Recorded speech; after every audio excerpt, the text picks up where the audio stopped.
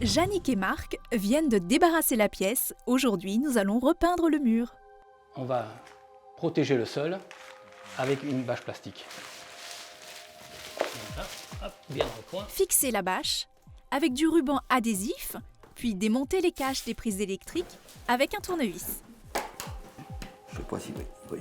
Voilà, très bien. Voilà. Tu protèges comme ça l'interrupteur. On applique du ruban de masquage pour protéger des coulures de peinture le maximum des éléments apparents. Donc là, nous allons mélanger la sous-couche. Aidez-vous d'un mélangeur en bois propre pour que l'ensemble du pot soit de couleur et de texture homogène. Tu prends le grand rouleau. Utilisez un grand rouleau pour appliquer la sous-couche sur les surfaces larges.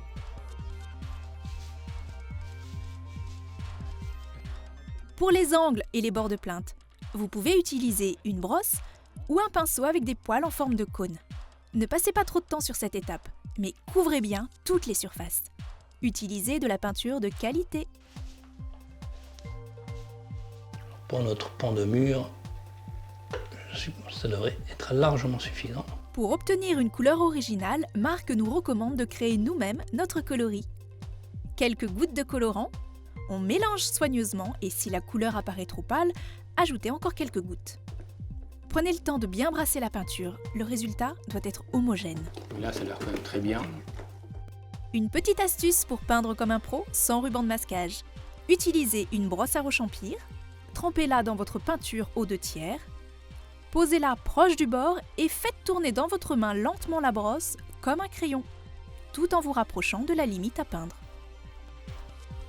Pour les pleintes, une autre astuce très simple. Utilisez un couteau à enduire comme protection. Voilà, nous avons dégagé les bords. Maintenant, trempez le rouleau dans votre peinture et remplissez sa surface en quantité égale. Pour une bonne application de la peinture, préférez de grands gestes de haut en bas, petite surface par petite surface. Et pour éviter les coulures sur le mur, rechargez votre rouleau en peinture très régulièrement.